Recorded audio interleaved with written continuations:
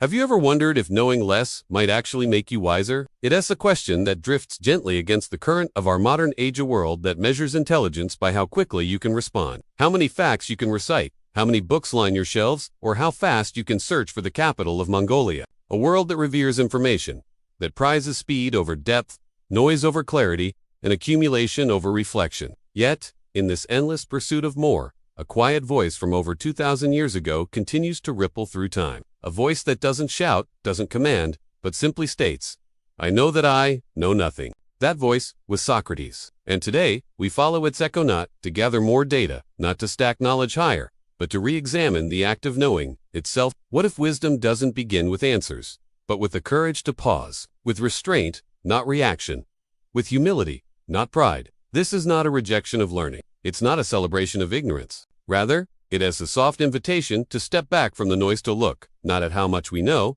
but how we carry what we know, to question whether we've filled our minds so full that there is no longer space for insight. Through the lens of Stoic thought, we begin to see that true understanding often grows not from the abundance of information, but from the stillness that follows surrender. So take a breath. Let go of the need to grasp everything at once. And in that quiet space between questions and answers, you might just find something deeper than knowledge. A different kind of clarity, a quieter kind of wisdom, a place where knowing less becomes the beginning of something infinitely more. Imagine standing at the heart of ancient Athens in the 5th century BCE. The sun has already warmed the white stones beneath your feet. Olive trees sway gently along the narrow streets, their silver leaves whispering in the wind. Merchants cry out their prices in the agora, the city's central market, while philosophers gather beneath shaded colonnades to discuss the nature of justice, beauty, and the soul. It is a place alive with thought, with trade, yes, but also with words, with debate, with dreams spun into sentences. Among this whirl of sound and certainty walks a strange figure. He is barefoot. His cloak is worn. He carries no scrolls, no formal titles, and no wealth. But he carries something far rarer, a question, or rather, many. Socrates does not speak to declare.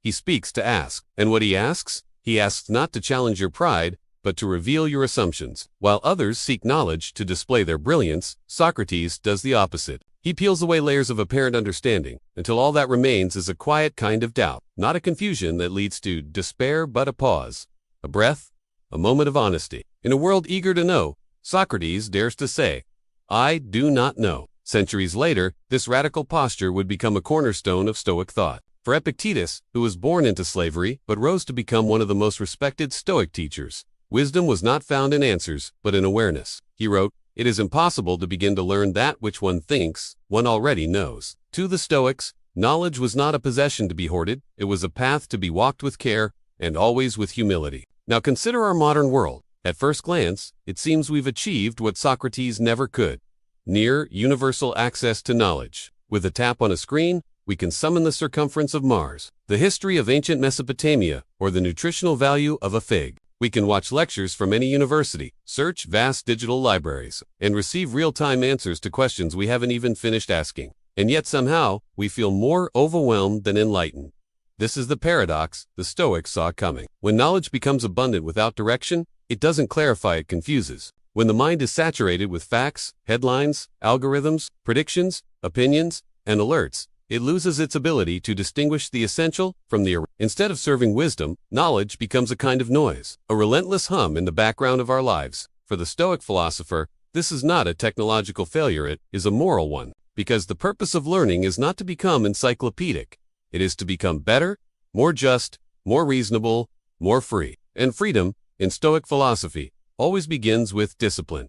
There's an ancient metaphor worth returning to. Imagine your mind as a garden. Knowledge is not a flood, but a seed. You must choose what to plant, when to water, and what to weed. If you throw every seed into the soil without care, you do not grow a garden, you grow chaos. The Stoics believed that discernment, not accumulation, was the path to clarity. You must tend your thoughts the way a careful gardener tends the soil.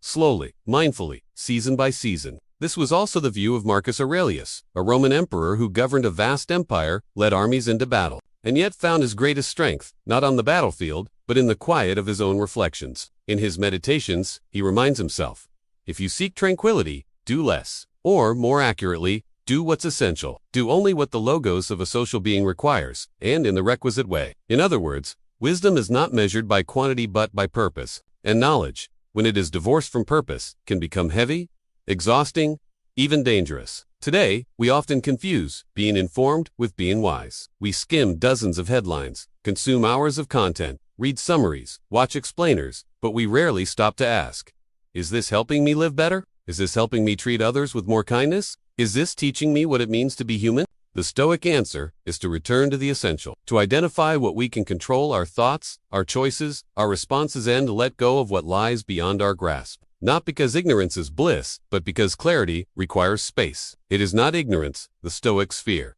It is distraction. Imagine a mind flooded with notifications, every moment hijacked by updates, the voice of reason drowned out by the endless churn of breaking news. In such a mind, there is no room for stillness, no space for reflection. Just as a cup cannot hold clean water if it is already full of sand, a soul cannot hold wisdom if it is crowded with trivia. Epictetus warned his students not to become scholars for appearance. Don't explain your philosophy, he said, embody it. Wisdom, to the Stoics, was not something you owned, it was something you practiced. It was not about how much you knew, but how well you lived. So perhaps the question is not, how do I learn more? But what knowledge will help me live more justly? What information will help me cultivate courage, temperance, and serenity? Even now, in our digital age, that question remains as urgent as ever, because the volume of knowledge has grown, but the weight of responsibility remains the same. We still must choose what to allow into our minds. We still must ask what kind of person we are becoming in the process of knowing. And in that way, the image of Socrates walking barefoot through Athens becomes not a relic of the past but a mirror. He reminds us that wisdom begins not in confidence, but in humility, not in possession, but in pause. So picture your own mind, not as a warehouse to be filled, but as a quiet room, a space cleared of unnecessary clutter, a space where each thought has room to breathe, a space where knowing less, and knowing it well, is more powerful than knowing everything poorly. That is the Stoic way. To resist the flood, to tend the garden, to walk forward with clarity, not noise.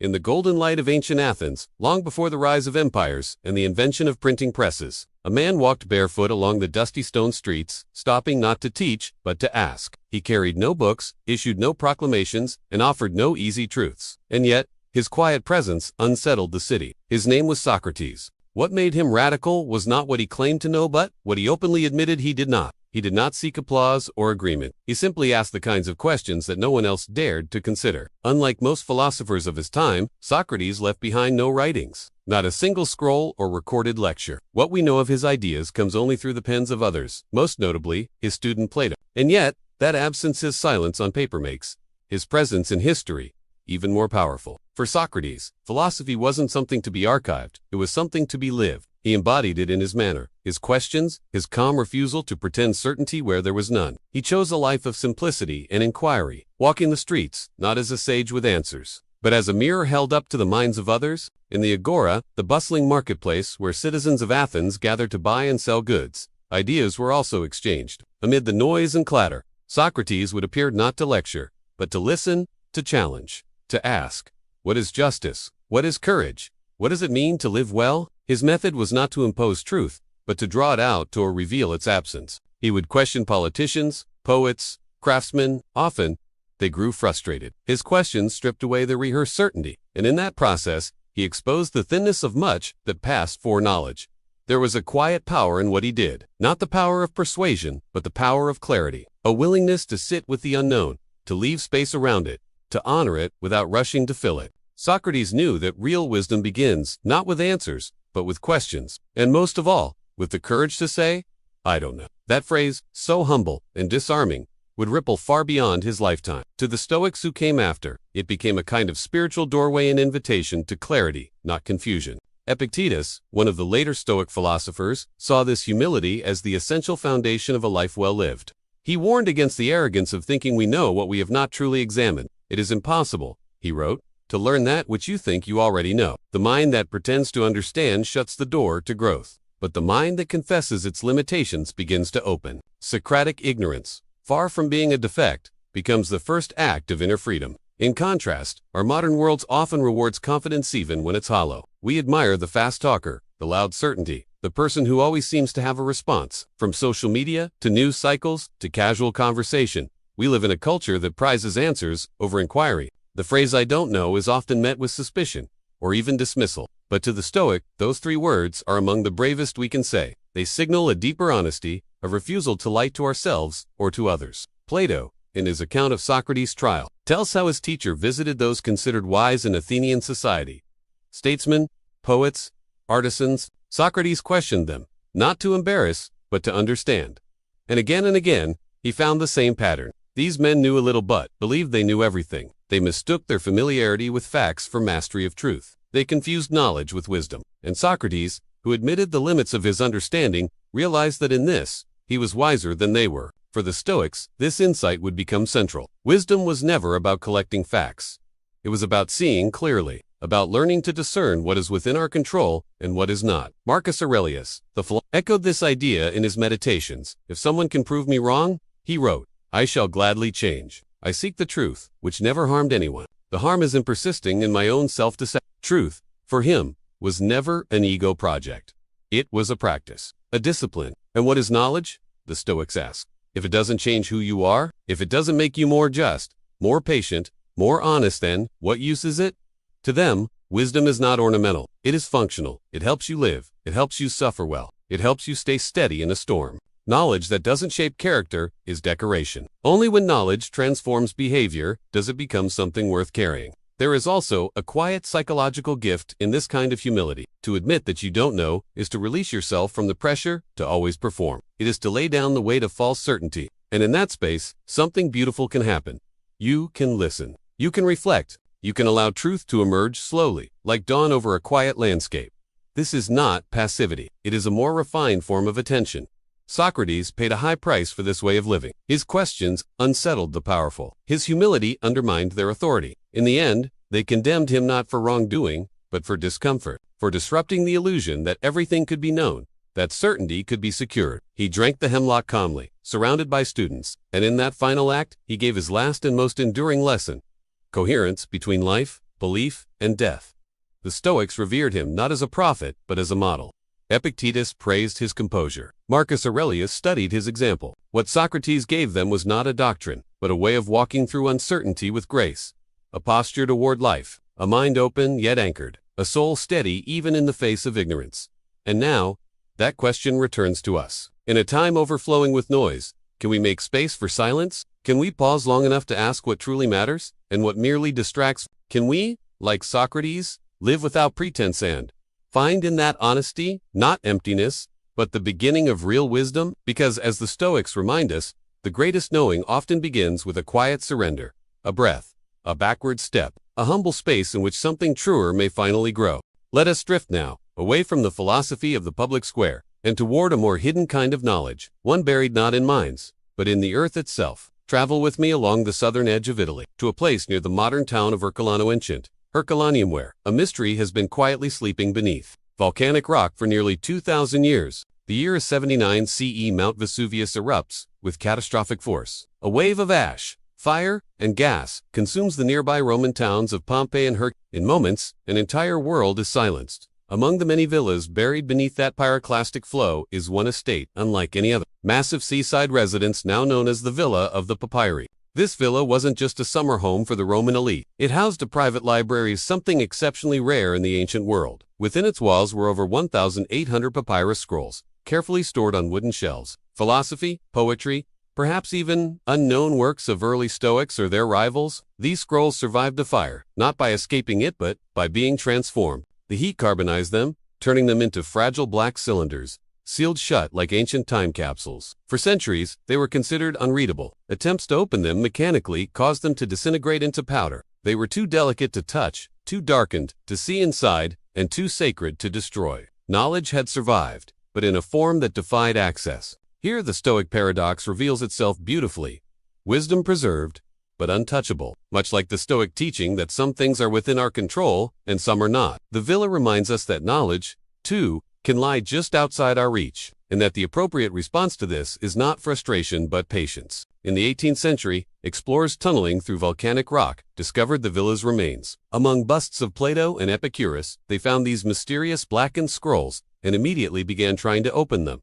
The damage was immense. Whole sections were lost forever in the effort to force understanding. In the rush to know, they forgot the wisdom of restraint. Today, the approach has changed. Modern science meets ancient silence in a new way when guided not by haste, but by stillness and care. Researchers now use technologies like X-ray phase contrast imaging and artificial intelligence to virtually unroll the scrolls without touching them. These techniques detect the tiny differences in density between carbonized papyrus and carbon-based ink. Each letter is slowly, painstakingly revealed, sometimes taking months just to decipher a single word. So far, only a fraction of the texts has been read. And yet, what has emerged is breathtaking.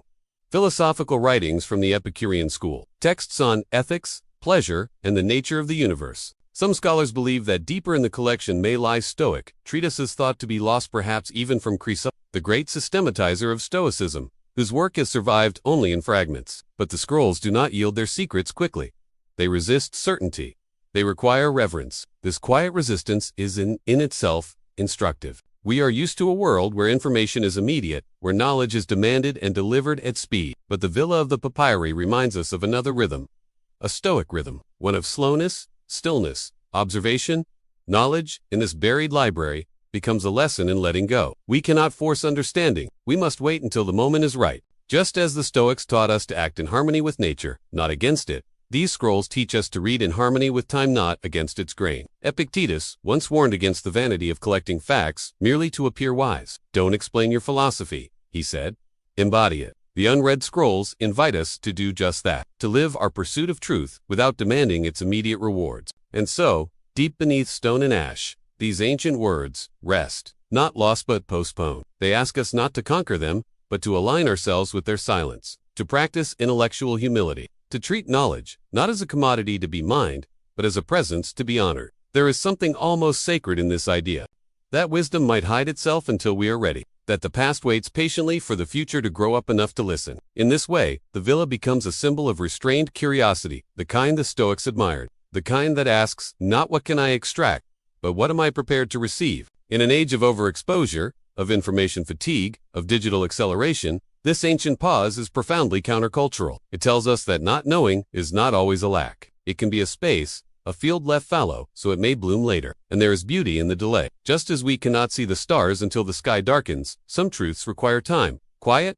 and darkness to be seen. The villa teaches us this. The scrolls whisper it if we're quiet enough to hear. The Stoics believed that much suffering comes not from external events, but from our judgments about them. In our thirst for certainty, we often become disturbed by what we cannot control. But wisdom, they said, is accepting what is not passively, but with calm understanding. The unread scrolls offer the same reminder that not every mystery is meant to be solved today, and some truths must be approached with reverence, not speed. Perhaps one day, the full contents of the villa will be revealed. Perhaps we will discover forgotten teachings that reshape our understanding of ancient philosophy, or perhaps we won't. But either way, the lesson is already present. It lies not in the content of the scrolls, but in their condition, their silence, their waiting, their unforced endurance. And so, as we leave the ancient stones of Herculaneum and return to our present lives, we carry with us this image. Knowledge, blackened by fire, intact but silent, a form of wisdom more powerful than Ansusta kind, that asks us not what we know, but how we wait. Across the mountains of India and the rivers of ancient China, long before philosophy took root in Greece, other traditions had already begun to explore the delicate balance between knowledge and wisdom. These were not systems obsessed with knowing more but with knowing less, more deeply. Their sages did not shout from temples. They sat in silence. They did not declare mastery of the universe. They admitted their place within it. In the East, knowledge was not a ladder, it was a pool, still and deep, into which one entered slowly. With humility, let us begin beneath the Bodhi tree. Siddhartha Gautama, the one we now call the Buddha, sat in silence for 49 days, not reading, not studying, simply watching, observing the movements of his own mind. Every craving, every attachment, every thought that surged and faded. He did not acquire knowledge from outside. He peeled away illusions from within. When he rose, he did not speak of acquiring truth, but of awakening to it. The Buddha taught that the mind constantly generates false knowledge stories, assumptions, clinging thoughts. We think we understand because we name things. But naming is not knowing. To name a cloud does not explain its shape. To name suffering does not dissolve it. Instead of piling on concepts, he invited people to look directly at experience, raw, unfiltered, simple. This wasn't ignorance, it was clarity. In one famous teaching, he held up a single flower and said nothing. His disciples were confused except for one, who simply smiled. That smile, it is said, was the moment of transmission. Not of information, but of understanding. Not of explanation, but of presence. Across the Silk Road, in a land of rivers and quiet valleys, Another sage was composing a short book before vanishing into the mountains. Laozi, the semi-legendary author of the Tao Te Ching, offered a view of life rooted not in domination, but in harmony. The Tao, or the way, could not be grasped through intellect. The Tao that can be spoken is not the eternal Tao, he wrote. In other words, if you can explain it, it's not it. For Laozi, wisdom meant stepping back, releasing the need to control, letting the world flow as it will. To know others is intelligence, he wrote. To know yourself is true wisdom. To master others is strength. To master yourself is true power. Here again, we see a recurring insight. Knowledge aimed outward becomes conquest. Knowledge turned inward becomes peace. The Stoics would have understood this. Though born on the other side of the world, they echoed the same themes. Epictetus warned his students not to get lost in books while their character remained undeveloped. Seneca spoke of reading only a few great authors deeply, rather than skimming many. Marcus Aurelius reminded himself, don't waste time debating what a good person should be. Be one. In all these teachings, the direction is the same. From knowing toward being. In Japan, this idea takes on an aesthetic form in the concept of Shoshin beginner's mind. It is the attitude of approaching everything, even the familiar, as if for the first time, to pour tea, to write a letter, to walk through the woods. In Shoshin, one holds no rigid knowledge, but meets each moment with openness. It is a state of humility, wonder, and quiet readiness. The opposite of expertise, and yet more profound. Zen monks train for years to re-enter this beginner's mind, not to add more thoughts, but to clear them. In Zen, knowing too much is considered a form of blindness. The more concepts you attach to reality, the further you drift from it. Enlightenment is not a gathering of information. It is the dropping away of what is not essential. These ideas are not just spiritual, they are deeply practical. When we fill our minds with endless analysis, with plans and predictions, we lose the texture of the present. When we label others too quickly, we stop listening. When we assume we already know, we stop learning. Knowing less wisely makes us more available to what actually is. There is a quiet stoicism in this Eastern approach, not in doctrine, but in disposition. Both systems invite us to let go of illusion, to recognize limits, to simplify. Both suggest that knowledge can become noise and that silence is often more revealing. Even in ancient medicine, this theme persists. Traditional Chinese medicine saw imbalance not as a puzzle to be solved intellectually, but as a disharmony to be sensed, felt, attuned. The practitioner didn't merely diagnose. They listened to the pulse, the skin, the breath. Not everything was said aloud. Some things could only be known through deep, unspoken attentiveness. What ties these traditions together is not rejection of knowledge, but the cultivation of right knowledge. Knowledge that serves life, not ego. Knowledge that deepens the soul, not just the intellect. Knowledge that begins with, I don't know, and finds peace in not needing to. In the modern world, these ideas seem radical. We are taught to accumulate, to explain, to be correct. But correctness can become a trap. When you know everything, there is no room left to breathe. The Eastern masters understood that truth often hides behind the veil of too many words. Even language itself can distort. The Tao cannot be spoken. Enlightenment cannot be described. Virtue cannot be measured. These are not failures of understanding. They are invitations to experience directly. So what can we learn from Buddha, from Laozi, from the whispering paths of the East? We learn that sometimes the most profound step forward is a step inward. That listening is more powerful than speaking. That knowing less, when held with humility, becomes a doorway not into ignorance, but into deeper wisdom. The Stoic, the Buddhist, the Taoist, all sit quietly, not because they lack answers, but because they have learned the value of stillness. They see that real knowledge comes when we stop chasing it, that sometimes the truth finds us not in the noise of seeking, but in the silence of simply being. Now, step gently into the present. The hum of the 21st century is unmistakable. Glowing screens, infinite scrolls, constant updates. We live in what many call the information age time, where knowledge flows faster than light, where questions are answered before they are even fully asked, where truth seems to rest at the tip of our fingers.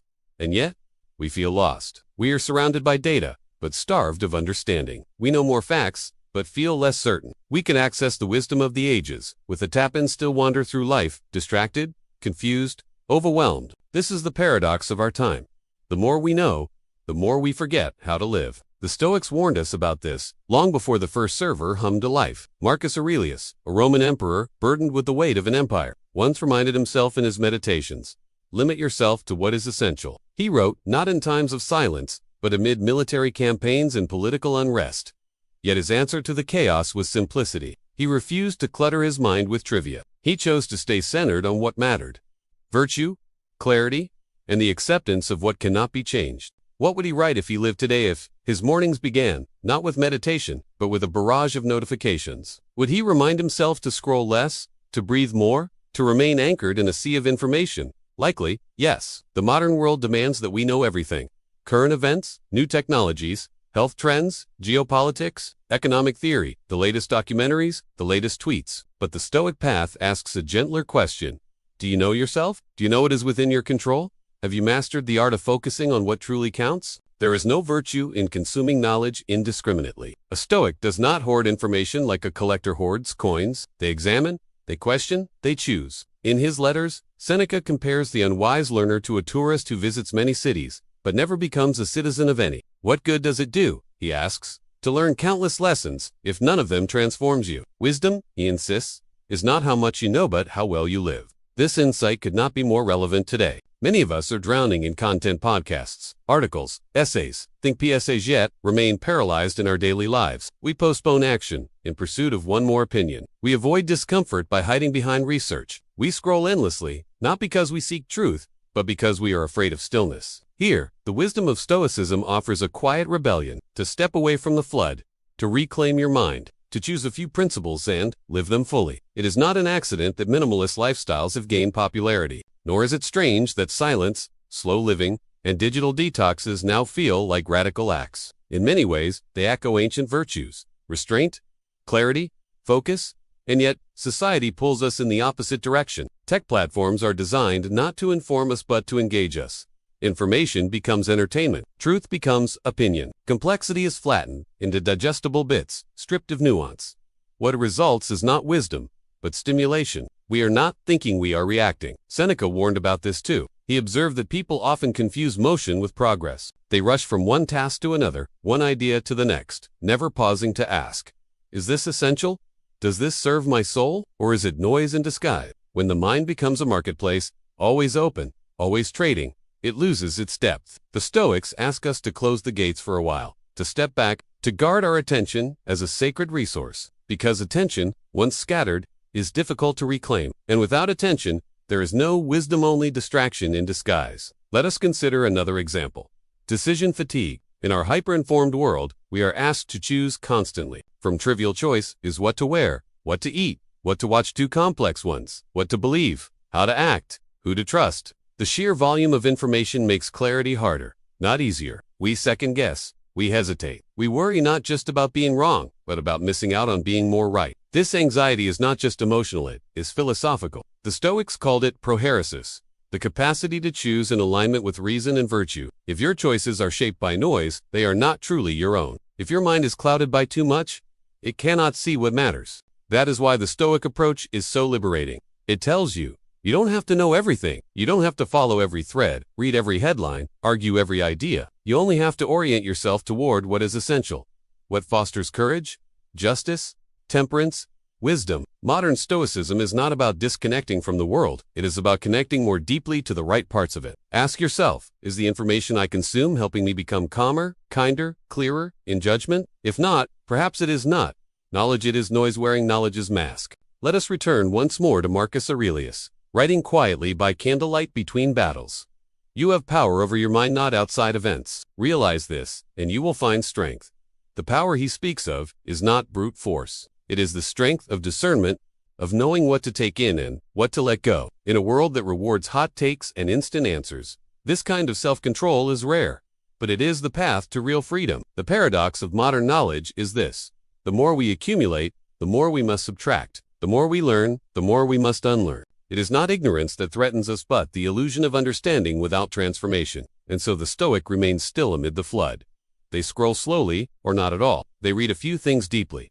They apply even fewer. But what they apply, they live. And in doing so, they carve out a space for true wisdom, to grow not by knowing everything, but by living rightly with what little they truly understand. So here we are, at the quiet edge of a long and gentle exploration. We've walked with the barefoot questions of Socrates, stood before the sealed wisdom of blackened scrolls, traced the stillness of Buddhists' awakening, and felt the paradox of knowing everything and understanding nothing in the modern world. The path we've followed has not led us to more data, more conclusions, more certitude, to less. And in that less, a kind of fullness. We asked at the beginning, could knowing less make you wiser? No, perhaps the answer is no longer a contradiction, but a calm affirmation. You see, wisdom has never been about accumulation. It has always been about orientation, the direction in which your attention flows, the quality of your inquiry, the humility with which you approach the unknown. Real wisdom is not a matter of having more facts at your disposal. It is about carrying fewer illusions in your heart. The Stoics were they were anti-fragmentation. They saw the danger, not in learning, but in scattering the mind so widely that it forgets to return home. Epictetus did not warn against education. He warned against thinking that education alone could change your character. Seneca did not reject books. He rejected reading aimlessly without digestion. Marcus Aurelius did not avoid writing. He filled pages with reminders to stay focused on virtue, clarity, and what is within his control. That's the paradox. The wiser you become, the fewer things seem worth knowing in the traditional sense. Not because curiosity dies, but because it matures. It moves from what can I collect to what truly helps me live well. The Stoic realizes that knowledge is only useful if it shapes action, refines attention, or deepens inner peace. Otherwise, it is just noise, clever, sparkling, and empty. This is not a call to abandon curiosity. It is an invitation to refine it, to sit longer with fewer questions, to study, not to be right, but to be quiet, to read, not to argue, but to understand, to know, not to dominate, but to dwell more deeply within the world. Think again of the carbonized scrolls sleeping in the villa of the papyri. They do not speak loudly. They do not beg to be read. They teach us through stillness, through patience, through the kind of reverence that only comes when we realize that some things are beyond us and that this is not a flaw in the universe, but a gift to the soul. In this way, wisdom becomes an act of surrender. It says, I do not know everything. I cannot know everything, but I will live fully, honestly, and humbly within what I do know, and I will let the rest be mystery, not failure. That is why, for the Stoic, knowledge is not power. It is responsibility. It is not a weapon. It is a practice. It is not something to brandish. It is something to hold gently, with care. And so, as we close this quiet meditation, perhaps we don't walk away with more answers. Perhaps we walk away with more space inside us. Space for not knowing, space for discernment, space to hear the silence between what we once believed and what we are now becoming. Let that be enough. Let that be wisdom. Thank you for walking this journey with us. See you in the next meditation.